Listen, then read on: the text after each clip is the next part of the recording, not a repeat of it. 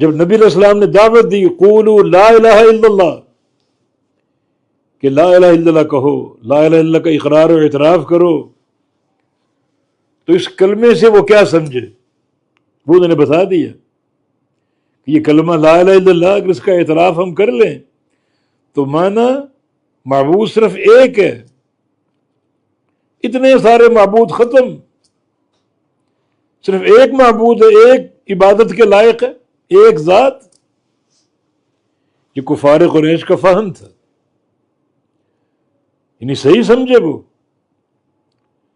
ان کے اس فہم کی تردید اللہ نے نہیں فرمائی، اس فہم کو برقرار رکھا کہ ہاں ایک ہی معبود ہے، سب معبود باطل ہے۔ فہم صحیح تھا ان کا، قبول نہیں کیا۔ آج مسلمان قبول تو کرتے ہیں، ان کا فہم صحیح نہیں، لا الہ الا اللہ پڑھتے ہیں، یہ کلمہ پڑھتے ہیں، مگر قدم قدم پر بت خانے بنا رکھے، قبریں کبے عمارتیں، کہیں دیے جلا رہے ہیں، کہیں چادریں چڑھا رہے ہیں، کہیں سجدے کر رہے ہیں، کہیں طواف کر رہے ہیں، مجاوتیں کر رہے ہیں۔ یہ کون لوگ ہیں؟ جو لا الہ الا اللہ پڑھنے والے، زبان پر کلمہ ہے مگر کلمے کا فہم نہیں،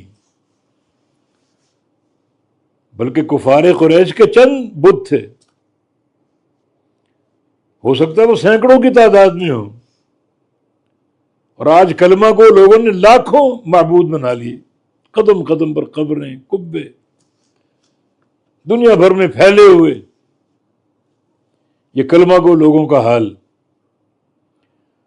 تو کفار قریش نے کیا کہا؟ اجعل الآلہۃ الہ واحدہ، کہ اس نے اتنے سارے معبودوں کو ایک ہی بنا دیا، سارے معبود باطن ہے، صرف ایک معبود ہے۔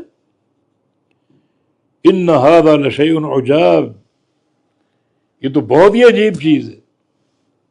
عجاب مبالغے کا صیغہ، فعال کے وزن پر، عجیب ہو تو عجیب شے، اور عجاب بہت ہی عجیب شے۔ اس نبی کی دعوت کیا؟ قولوا لا الہ الا اللہ۔ تو اس دعوت کا معنی یہ ہے کہ کوئی معبود نہیں، صرف ایک معبود ہے۔ یہ سارے معبود کہاں گئے پھر؟